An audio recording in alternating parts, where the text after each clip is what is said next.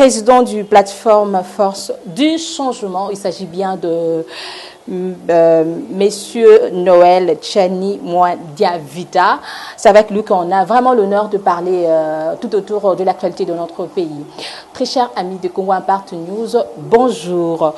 Bayimbo Katoli Penza actualité, ils allaient plus dominer na ba scandale sexuel to be ba sextape mais toko zala penza na tabouté toko sur la penza na ozala ki bongo parmi ba candidat président ya mboka na biso mwana mboka Noël Tchani toko beta na penza masolo toko zala penza ko pesa makanisi na ye par rapport à ba scandale wana na ngamba ba politicien mais aussi toko sur par rapport ya d'ici le 11 mai il faut mwana mboka Vital Kamerhe azala bongo procès na ko ko sala mabato ba ko exiger il faut ezala diffuser en direct na chaîne nationale mais na yango ko pesa penza moi bobangi mingi po bato mingi ba ko bazali na sima ya dossier wana selon UNC ezali procès politique bakangi était pour na détournement mais ezali ba G ya FCC pour te bangonde ba inayi wana ezali maloba ya FCC mona mboka Noël Tchani d'abord par rapport à motuna biso ya Yambo d'ici d'abord, tout le monde a économie tout le monde dollar et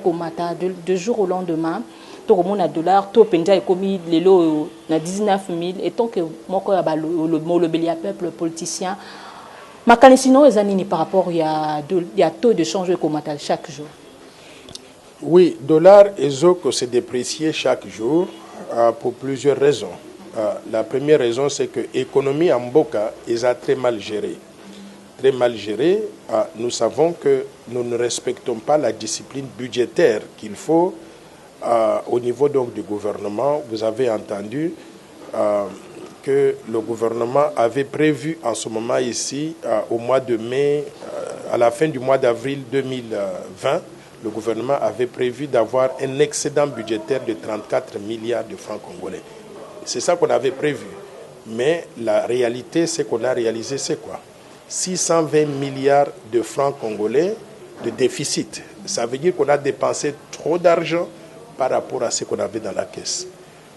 Quand on dépense trop d'argent par rapport à ce qu'on a dans la caisse, il faut trouver quelque part les mécanismes de financement. Donc, ils ont fait ce qu'on appelle les financements monétaires. La Banque centrale a imprimé des billets, a fait des planches à billets. C'est ça qui fait que le taux d'échange est en train de se déprécier. Et pourquoi la Banque centrale fait tout ça, sachant très bien que la monnaie va perdre de la valeur? La Banque centrale fait ça parce qu'elle est mal gérée elle-même. Et je pense que la banque a tellement échoué qu'il faut envisager aujourd'hui de changements importants au niveau de la haute direction de la Banque centrale, du gouverneur, du vice-gouverneur, de tous les membres du conseil d'administration pour permettre à la banque de recommencer à zéro et d'avoir donc un nouveau départ. Il y a d'autres personnes qui disent que ça, par rapport il y a état d'urgence aux Zali Nango, Ndenge Makambo Ebele Zali bloqué. Est-ce que ça dit cela? Non, je n'ai pas bien compris la question. Il y a beaucoup de gens qui disent que dépréciation, il y a dollars dans beaucoup actuellement, c'est dit il y a état d'urgence. Vu que l'économie, il y a public sous un mouvement, il y a travailler, il y a poussé de jour au lendemain, tout ça en a dépréciation. Oui, Covid-19 est une bonne excuse pour beaucoup de personnes pour justifier l'échec des politiques économiques, sociales et monétaires du pays. Mais ces problèmes n'ont pas commencé avec la pandémie simplement. Ces problèmes ont commencé bien avant qu'on connaisse la pandémie.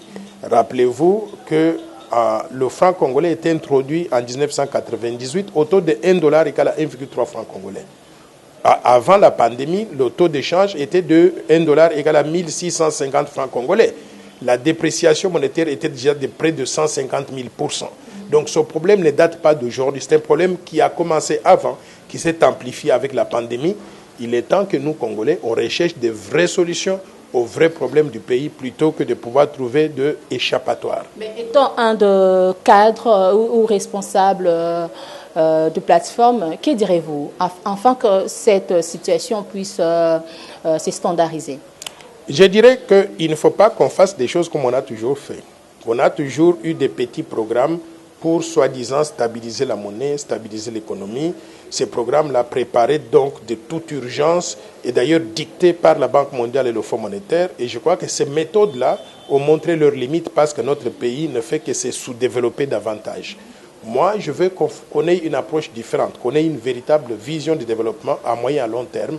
Et je propose dans ce cadre-là le plan Marshall de Noël Tchani pour la reconstruction et le développement de la RDC une vision à long terme pour sortir le Congo du sous-développement, en faire un pays émergent en 15 ans, créant au passage des emplois et des opportunités pour tout le peuple congolais et faisant des changements importants dans tous les secteurs de la vie économique, à commencer par exemple par l'éducation et la santé, parce qu'il faut qu'on ait des ressources humaines de qualité capables de pouvoir soutenir donc le développement. Donc si nous avons cette vision à long terme et nous acceptons ce plan, on n'a pas d'autre choix, il n'y a pas de plan ici. Il y a le plan Marshall de Noël Tchang pour la reconstruction et le développement de la RDC. Je veux que tout le peuple congolais y adhère. Et si on adhère à ce plan-là, et qu'on commence à le mettre en œuvre, nous allons régler des problèmes structurels de notre pays, y inclut les problèmes monétaires et les problèmes économiques et sociaux. Okay. Vous avez parlé de l'éducation. Nous voulons un peu parler par rapport à l'idée du ministre de l'enseignement. Nous sommes, je sais que vous suivez la télé, de mon chaîne va lancer, Édic Télévision, c'est juste pour l'éducation des élèves, étudiants et tout consort. Un mot par rapport à cela, et c'est une bonne initiative ou quoi? Bon, l'enseignement à distance a déjà pris forme dans beaucoup de pays. Aux États-Unis, moi j'ai suivi l'enseignement à distance sur certains cours. Et cela va réussir ici en RDC tant qu'il n'y a pas d'électricité, on a déjà des problèmes d'électricité dans notre pays. Mais c'est ça, là où je vais en venir. Donc ailleurs, ces choses-là se font très rapidement parce qu'il ne faut pas concevoir une mesure limitée et penser qu'elle va régler les problèmes du pays alors que le pays est plongé dans des problèmes sectoriels différents. L'initiative de ce ministre-là, elle est bonne, elle est louable et je voudrais l'encourager. Mais l'initiative du ministre ne va pas donner des résultats si la SNEL n'est pas en mesure de donner la stabilité donc, du courant électrique. Donc, il faut qu'on arrive à régler les problèmes dans le secteur énergétique, les problèmes avec les compagnies de téléphones pour que la télécommunication, la retransmission donc, soit faite sans interruption. Si on arrive à régler ces problèmes de façon méthodique, l'initiative du ministre donc, a tout son sens. C'est pour cela que je vous dis encore une fois de plus, ne faisons pas des petites actions, une action dans un secteur et pensant qu'on va régler les problèmes du pays. Adoptons une stratégie de développement compréhensive. Et moi, je vous propose, encore une fois de plus, le plan Marshall de Noël Tchang pour la reconstruction et le développement de la RDC pour régler nos problèmes dans tous les secteurs. Éducation, santé, infrastructure, agriculture, élevage, pêche, télécommunications, travaux publics, ainsi de suite. Là, si nous le faisons, nous allons développer la RDC au profit de tout le monde. Okay. Je vous rappelle que Excellence Noël Tchani, il est un peu français. Tout ça, est fort pour être monté sur quoi se retrouver dans Gambunaï. Mon amboka Noël Tchani. Par rapport, il y a, je crois que vous allez informer, je ne sais pas ce qui peut le botter qui mon amboka Mokuna, le lingue à l'équipe à la télévision et en plus à couler penza balarme pour dire que Azali touché. Moi, j'aimerais bien vous poser la question. Quel rapport y a-t-il entre la vie privée d'un homme d'État et sa vie publique? Oui, moi je pense qu'on doit respecter la vie privée des gens pour ne pas mélanger le tout. Il faut qu'il y ait séparation très claire. Mais entre-temps aussi, il faut qu'il y ait séparation entre la vie religieuse et la vie politique. Quand on a des religieux qui entrent dans la vie politique et qui se transforment en politiciens, il faut les traiter comme politiciens. J'ai suivi ces histoires de vidéos. Je n'approuve pas les manières de ceux qui vont faire des montages pour discréditer telle ou telle personne. Mais ce pasteur-là, je ne sais pas quel genre de pasteur il est, parce qu'on le voit tout le temps dans les médias, tous les jours, il est devenu aujourd'hui. Je ne sais pas s'il est candidat à un poste politique ou pas. Mais je pense qu'il fait la honte de ce qu'on appelle les religions. Moi, je le connais personnellement. Pour l'avoir rencontré aux États-Unis, on me l'avait présenté comme évêque. Et je lui ai fait confiance aveuglement. Pourquoi? Parce que dans mon église catholique, quand on dit évêque, on est d'une certaine moralité. Et j'ai dû partager même un conteneur avec lui pour transporter les valises et les effets personnels.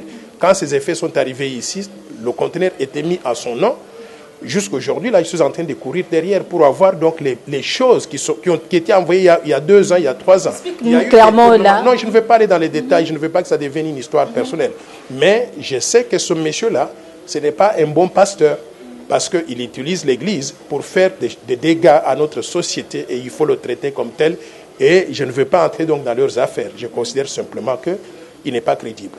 Okay. Monsieur Noël Tchani vient nous le dire qu'il n'est pas crédible. Là, c'est selon ses analyses. Mais Par rapport à ça, vous pensez que c'est une bonne initiative ou un jeu que ces gens ou les opposants, les adversaires peuvent faire à leurs frères politiciens? C'est possible qu'il y ait tous ces jeux-là. Mais moi, je vous dis que j'ai connu la personne individuellement. J'ai partagé un conteneur avec lui et je lui avais fait aveuglement confiance, basé sur le fait qu'on m'avait dit qu'il était évêque. Et dans mon église, quand on est évêque, on est d'une certaine moralité. Mais quand je suis arrivé ici, j'ai découvert que ce n'était pas ça. Ce n'était pas l'évêque tel que moi je l'entends dans l'église catholique. C'est un évêque qui fait beaucoup de choses, qui sont en dehors donc de la religion. Donc, je n'ai pas beaucoup de considération pour ce genre d'individu-là. Ok. Toko tapeza na makabo kamere, mwana mboka kamere d'ici le 11 mai, il faut que ça été posé na ekoleka en direct comme na suka, mais toko ningo lo bango na moi lombango okokanisa ndenge nini. Ba diffuser posé en direct na ba chaîne nationale na biso awa. Oui. Nga naza d'accord que le cas de Kamere c'est un cas d'école. Pourquoi? Parce que mboka na biso est souffrir mingi à cause des antivaleurs. Antivaleurs en gros, par exemple corruption, détournement des fonds publics, prédation des ressources naturelles, conflit d'intérêts, confusion entre biens privés et biens publics. Kamere, on l'accuse de tous ces mots-là. Donc, il faut aux opportunités en gros pour éduquer la population congolaise. Éduquer la population congolaise pour comprendre que ces antivaleurs ne sont pas acceptables dans la société et que vous pouvez être n'importe qui, directeur du cabinet à président ou un petit des citoyens. Si on vous accuse de ces choses-là, vous allez connaître la rigueur de la loi. On va vous juger. Et d'ailleurs, il faut retransmettre le procès en direct. Pourquoi? Parce qu'il y a certaines choses que nous ne pourrons croire, ou la population ne pourra croire qu'après l'avoir vu. Il y a des gens qui parlent d'acharnement contre Kamere. Il n'y a pas d'acharnement. Il est accusé de corruption, de prédation, de détournement. Madame Lia, on dit aujourd'hui, je vous accuse donc d'avoir volé 1 milliard de dollars. Est-ce que je suis crédible si je vous accuse comme ça? Parce que vous n'avez pas eu l'occasion d'avoir accès à 1 milliard de dollars donc de fonds publics et donc ce n'est pas possible. Mais lui, il avait l'occasion d'avoir la main sur la caisse de l'État. On l'accuse d'avoir volé une portion donc des fonds qu'il gérait et qui était alloués à la construction des sauts de moutons et d'autres projets. On demande simplement qu'il vienne se justifier. Donc, s'il n'a pas volé, il va sortir des documents qui montrent, écoutez, le saut de moutons de Sosimat était supposé être construit pour 10 millions de dollars. J'ai sorti 10 millions de dollars et le saut de moutons est là, on a construit le saut de moutons. Où est encore l'allégation? Donc, mais si le saut de moutons était supposé être construit pour 10 millions de dollars et qu'on a sorti 10 millions de dollars et que on trouve que les travaux n'ont été réalisés qu'à 10%. Pourquoi il a décaissé tous les montants avant que la construction donc, ne soit complète? Donc, ce sont des questions très importantes. Il faut qu'il se justifie, qu'on évite de dire des histoires au acharnement, règlement des comptes. Il n'y a pas d'acharnement, il n'y a pas de règlement des comptes. Il faut qu'il vienne se justifier. S'il prouve qu'il est innocent, il va être libéré. Mais s'il n'est pas innocent, il va connaître la rigueur de la loi. Et Makala est là pour 20 ans, pour 30 ans et peut-être pour toujours. Je crois que le message est bien passé. Un grand merci à tous les amis, les abonnés de Congo Impact News. Un grand merci à Véamba qui à la caméra, mais aussi je vois Pati Sumbu à la montage. Un grand merci, Excellence, de répondre à nos questions. Merci beaucoup de m'avoir reçu ici. Dans ce pays, mingi ndengo pesa inga opportunité naloba na ba téléspectateurs ça c'est Canal King Télévision et Congo Impact News. La fois prochaine, Nakoya armé, pourquoi? Parce que Nakozala prêt à discuter na bino complètement en lingala. Ok, merci beaucoup. Ouais, un grand merci. Un grand merci, Tokuta Dabino prochainement. Bye.